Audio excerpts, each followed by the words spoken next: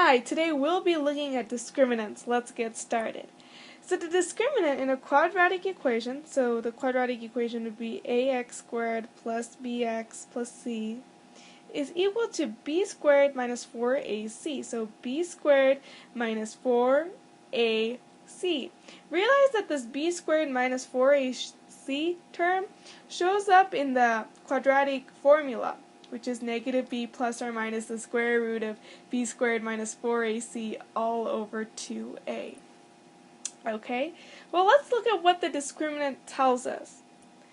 Well, if b squared minus 4ac is less than 0, or if the discriminant is less than 0, then our quadratic function has no real roots. In other words, the graph looks like this. It never touches this x-axis. Well, if b squared minus 4ac is equal to 0, or the discriminant is equal to 0, then there is one real root. So in other words, we'd have something that looks like this. Oops, not like that, which looks like this, which crosses the x-axis only once. Now if b squared minus 4ac is greater than 0, or the discriminant is greater than 0, then there are two real roots. In other words, the graph looks like this. It intersects the x-axis at 2 points. Okay. Now we can go even further by saying that if b squared minus 4ac is equal to p squared, where p is an integer, so p is equal to an integer, then there are two real rational roots. So meaning that it will still look like this, but the points where it intersects the x-axis will be rational numbers. Okay, well, let's go through some examples and find the types so that we get some practice. Okay, so our first one is x squared plus 3x plus 2.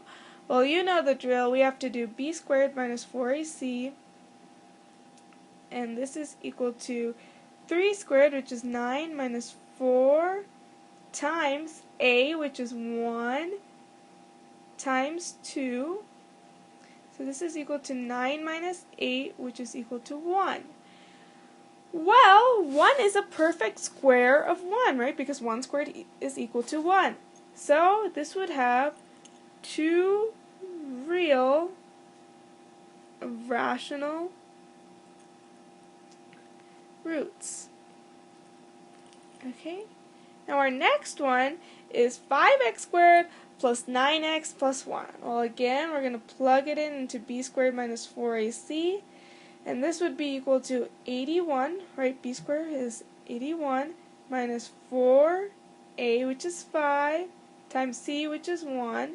So we have 81 minus 20, which is equal to 61.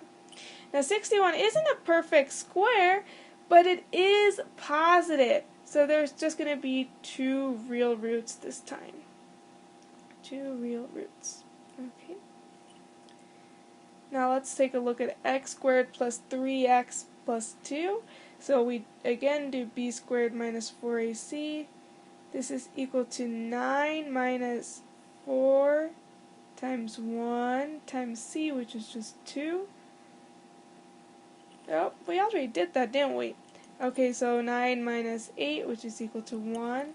So again, two real rational roots. Okay.